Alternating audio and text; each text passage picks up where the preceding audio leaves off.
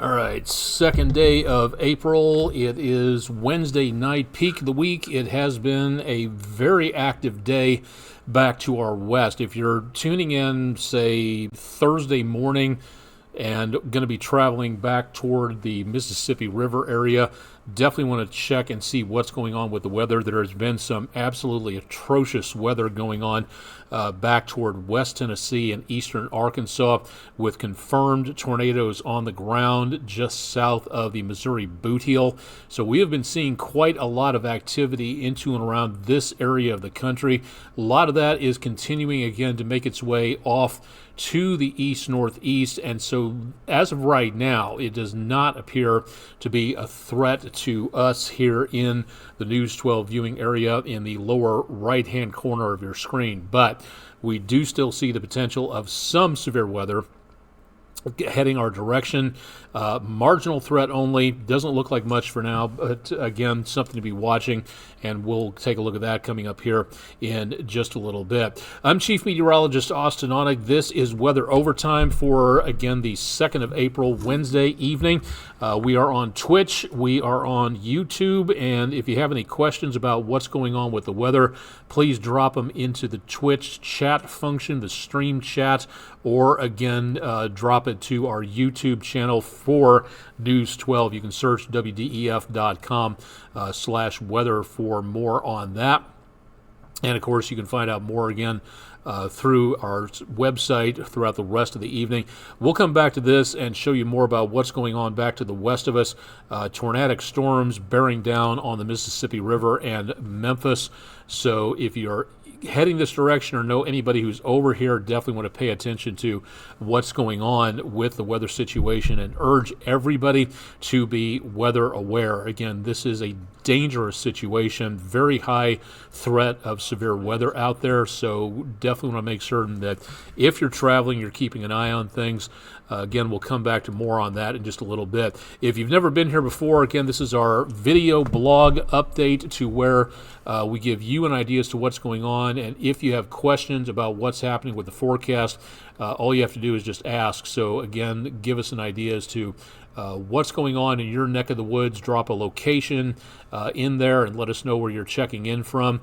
We are in Chattanooga, Tennessee, from the News 12 studios in downtown Chattanooga on Broad Street, right across the street basically from Lookout Mountain, which again at this time seeing not much of anything really going on. It has been very quiet for the last couple of hours, and it's been dusty and dry and very, very pollen-ish.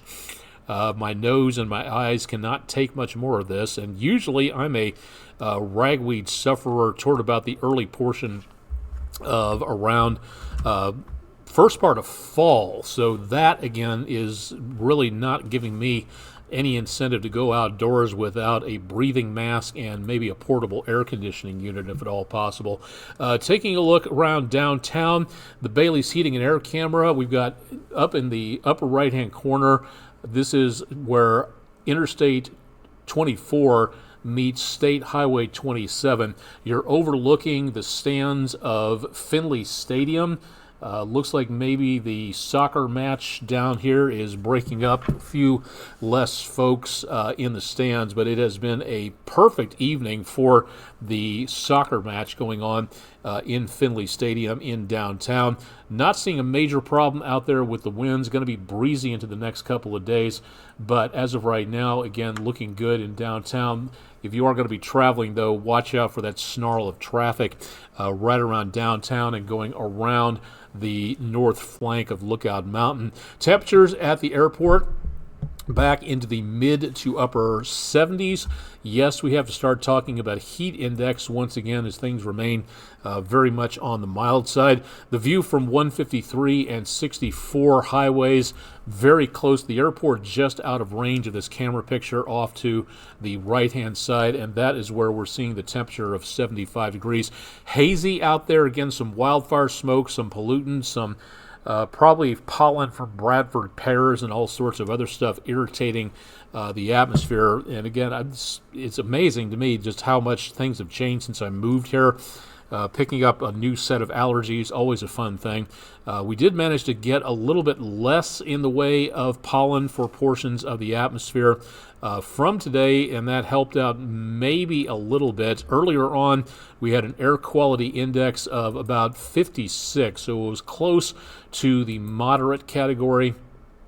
And again, that's not totally terrible, but it's not exactly as clean as it could be either. So again, we did manage to pick up at least a little bit of some clearer skies thanks to the rainfall that we picked up from earlier on. So for right now, again, not seeing any major concerns with air quality, so good news on that. Temperatures at this time, again, back in the 70s and 60s, still 80 degrees at Fort Payne and Scottsboro, checking in with 82, although that probably should be taken with a grain of salt because last year Scottsboro's ASOS automated system recordings, automated surface observing system was showing some very out there temperatures. So hopefully that's been fixed over the last couple of months at least.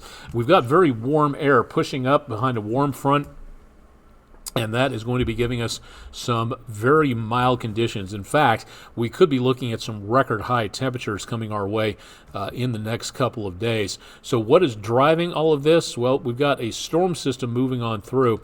It doesn't really look like much specifically. We've had the warm front. That's pushed all the way up to the Great Lakes. You can just barely see it at the top of your screen.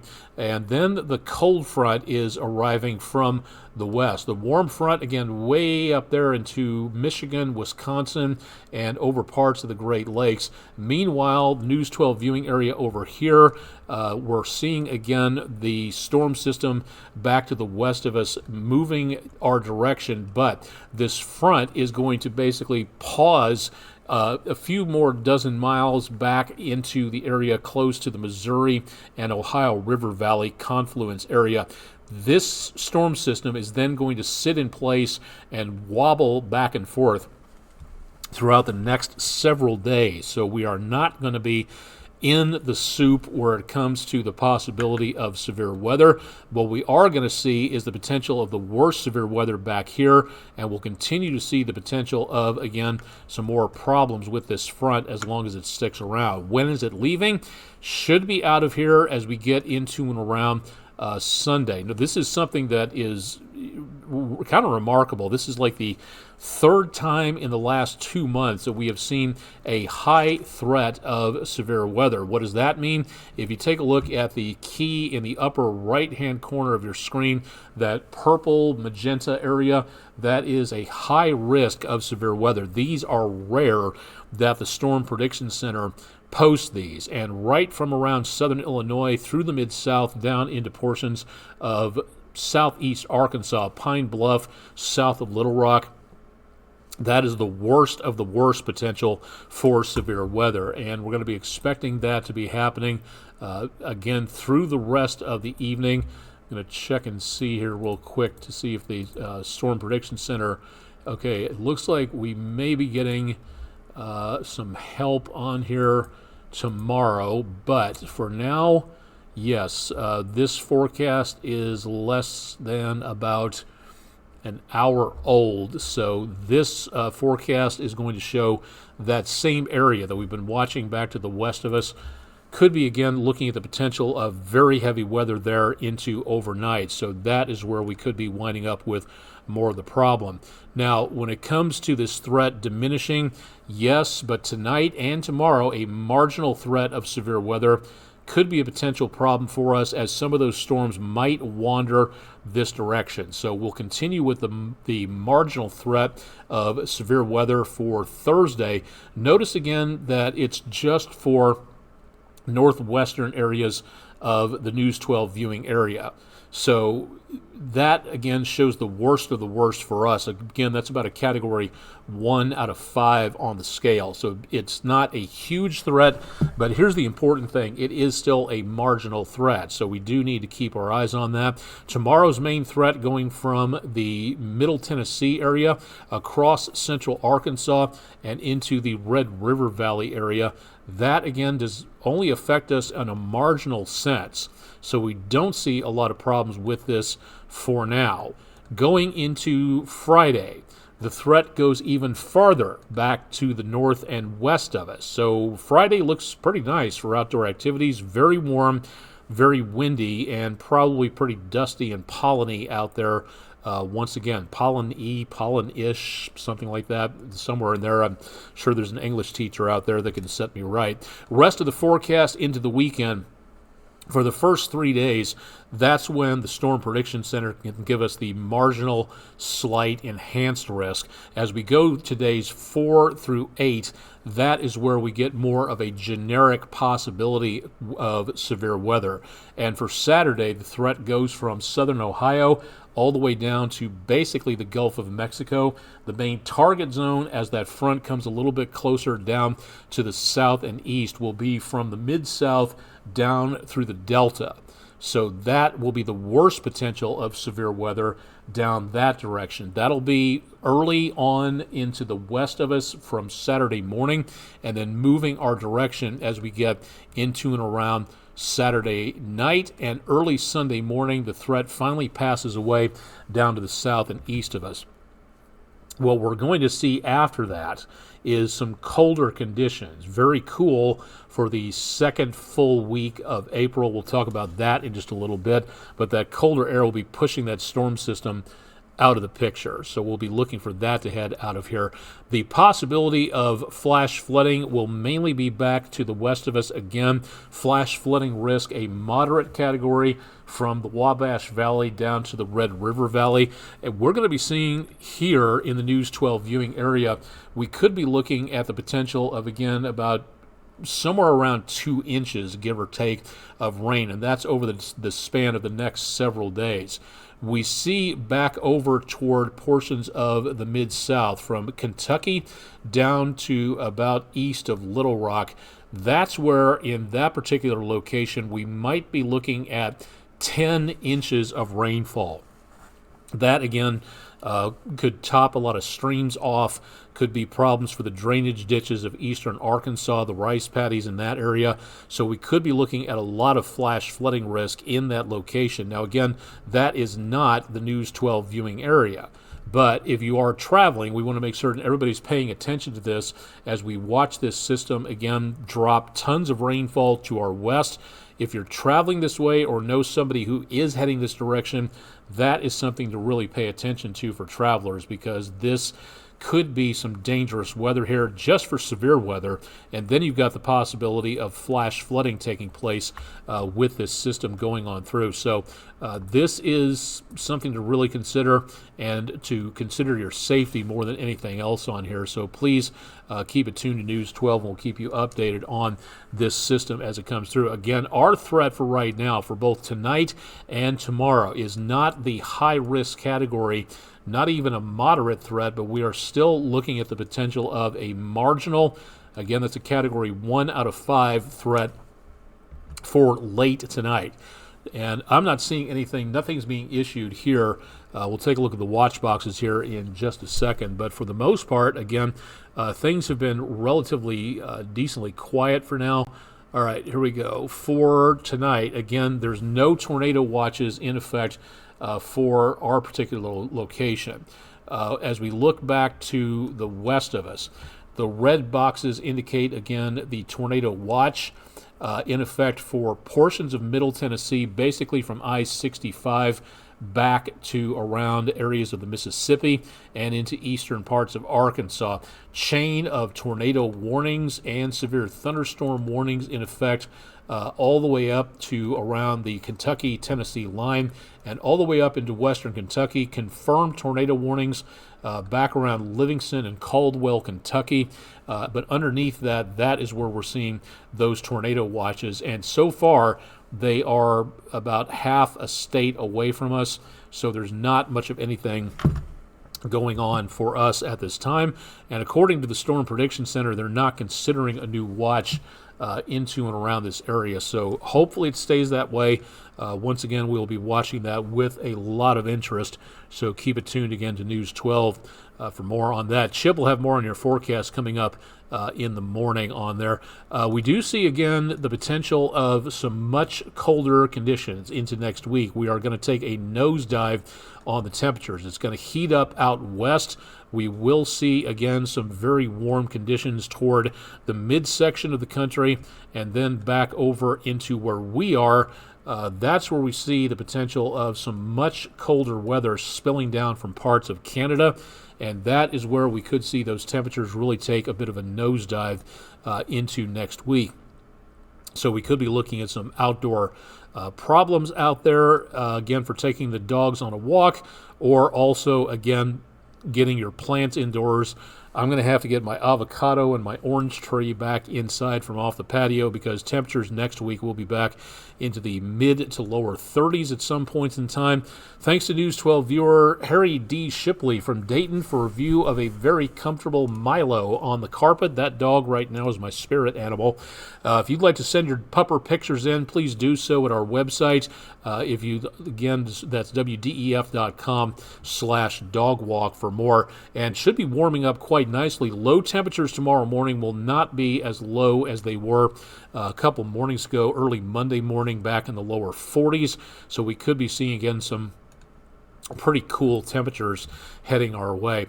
All right, let's go ahead and take a look at the 7-day forecast and give you an idea as to what we may be looking for here into the course of the rest of the next several days. And we're going to be seeing some big changes coming up, to say the least. Island Cove Marina and Resort camera back in the background, Lake Chickamauga on the EPB Fiber Optics Weather Cam network. Temperatures tomorrow will be pushing the mid-80s, so much windier, much warmer, and that marginal threat of severe weather will be continuing.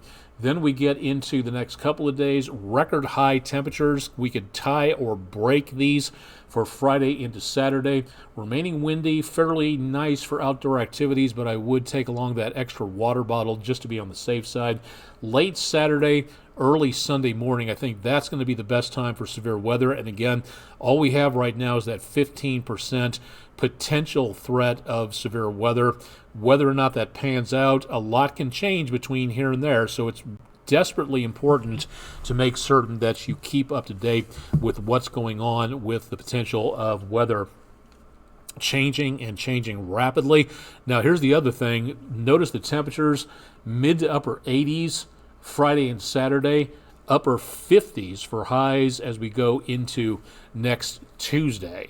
And that's the start of the baseball season here in the Chattanooga area as the Lookouts return to AT&T Field to take on the Birmingham Barons at 7:15. So if you're heading out to the ball game, looks great. No sign of any rainouts taking place, but it will be brisk. Temperatures will be in the 50s by the time the game starts and could be in the lower 50s, upper 40s about the time the game finishes up, right after the 7th inning stretch, somewhere in there. So something to take a look at. Afterwards, we rebound pretty quickly, but big temperature difference coming up from this Friday and Saturday into and around Tuesday of next week. So be prepared for some big changes heading our way. And notice right there, Wednesday morning, could be looking at maybe some patchy frost out there. And I know my avocado tree is not going to like that. So please keep it tuned for more on the updates taking place into and around the area when it comes to that change in the forecast where the temperatures are concerned. It could be, again, some very interesting changes taking place over the next few days. This is spring after all, so it does not really go too far beyond the imaginations to be able to see very warm conditions one part of the week and then the next part of the weekend or the week after to drop those numbers. So some very big swings taking place into the course of the next several days. So definitely want to pay attention to what's going on there. All right, let's take a look and see our poll of the week, more in the way of wanting to know details about what you are ready for when it comes to things like severe weather. How prepared are you? And I know a lot of folks do not like to talk about this because they don't like thinking about severe weather purposes because it makes them uneasy, gives them anxiety, but it is important to make certain that you are ready instead of just making certain that you don't listen to things that you don't want to listen to. This is very important to make certain you stay safe. If you have a working weather radio at home, vote in our poll. You can go to our website, wdef.com/vote now. You can also use the QR code on the screen, and again, that will give you an idea to get there. Right now, the answer is yes. Yesterday, it was about 50-50. Now it's about 3/4 in favor of yes, you do have a working weather radio at home, work, or school, and no, you do not. For 24% voting for no, please get one and do it soon, because when there's nothing going on, the summer doldrums, beautiful Sunday afternoon, sometime when there's not much of anything happening weather-wise, that's the time to program your weather radio. They're not really radios anymore. They're like computers with a radio attached, and you can program in more about what goes on with which counties you want to know about which warnings. You don't have to be bothered for any other county that you don't want. If you just want to know about Hamilton County and Chattanooga, you can program the weather radio to alert you for only Hamilton County, and that's it. If you don't want Hamilton County and want Sequatchie or Bledsoe or whatever else, the codes that are sent out with the transmissions of the signals, that right there can tell you more about what's going on by programming in those numbers. So please, if you haven't, get a weather radio. If you'd like to know more about how to program a weather radio, we have that information on our website, so please do so. Please vote in our poll. There's sports and news and other polls available, again, at wdef.com/vote now. Thanks to Beltone for being our weather sponsor. Thanks to Kim Ray from Chattanooga for a view of the just past lunar eclipse during the blood moon. That's our Langley Roofing weather window picture of the day. If you've got pictures, we'd love to see what you're seeing, so drop them to us by email. Go to our social media pages, drop them off in the comments section with a description and or location at the very least. If you don't have that, at least, you can be anonymous if you want to, but give us a description, or just go to Weather Window headquarters at wdef.com/photos. Be glad to hear from you on that. For today, again, just above normal, 70s the normal, 80s where we wound up, came within 8 of a record high, no rainfall today. And believe me, my eyes and nose are telling me about that. Behind for the month by about 1/3 of an inch, and behind for the year by almost 2 inches. So we could use another couple of long, drawn-out gully washers, if at all possible. So if we see that out there coming our way, we'll let you know about that. Low of 54 this morning, record low of 25 that hasn't been broken since 1881. So kind of nice to be able to see the very mild conditions out there. For the last couple of months, it's been decently on the chilly side. Let's take one more look at the severe weather situation before we send it back to regular programming. Decently quiet again for now, and it looks like that most of the threat of severe weather is going to be staying well to our west. So we don't see a huge problem with a severe weather situation here. We do still have numerous tornado warnings in effect for areas of West Tennessee, and also more activity down south of Little Rock, picking up some tornado warnings there for Cleveland, Dallas, Arkansas, picking up some activity. And earlier tonight, there was a decent amount of problems into and around the area of northeast Arkansas, south of the Boot Heel. Confirmed tornado on the ground back around Mississippi County, Arkansas, which sits just south of the Boot Heel of Missouri. Now, whether or not there was any damage, we hope there wasn't, but the radar signature called correlation coefficient was picking up some debris being lifted aloft, so it's a good possibility that we have had a possibly major tornado strike in northeast Arkansas, west of I-55 and right across I-555. We'll bring you more information about that as we know it. But in the meantime, looks like most of this activity should be staying in the confines of the tornado watch, which goes again into western middle Tennessee, and that threat again moving back toward the northeast. So most of this should avoid the News 12 viewing area, but there is still that marginal threat of severe weather. The primary threat for any damaging tornadoes, again, anything EF2 and higher, should be staying back to the west of us for tonight. And then as we go into Thursday, that threat really diminishes, going back toward Arkansas and parts of the Mid-South. So that, again, is where we see less potential in the way of tornadoes. But this is still a dangerous situation. And again, tonight, if you're heading overnight toward the Mississippi River, Little Rock, back up south of St. Louis, Paducah, Kentucky, west of Nashville and I-65, basically, that is where we could be looking at the worst potential for severe weather out there tonight. This is a rare event to see a high risk being issued, and this is the third time, if I'm not mistaken, in the last month and a half, somewhere in there, that we've had a high risk. Granted, this is the time frame for severe weather.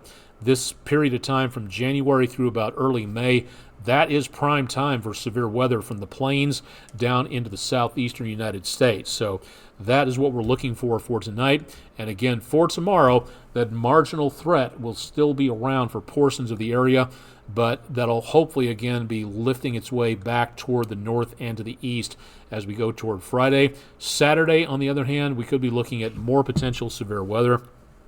So definitely want to keep it tuned for more with News 12 out there. So for tomorrow, again, if you're going to be heading out to do a round of golf or two, it's going to be warm, it's going to be windy, and it should be a cloud-sun mixture, somewhere between clearer skies and, again, some cloud cover out there. But we're not expecting too much of anything in the way of rainfall. It is going to be toasty, and there is going to be a decent amount of sunshine between the clouds, so I would take the UV block with you, sunblock, and be prepared for some of those toasty temperatures. Take along that renewable tankard of water so you can make certain you stay hydrated. We'll be looking for even warmer temperatures as we go into the weekend. So I think that's going to do it for tonight. Let me see if I can get, I don't think we did the school day forecast, so we'll finish up with that for this evening.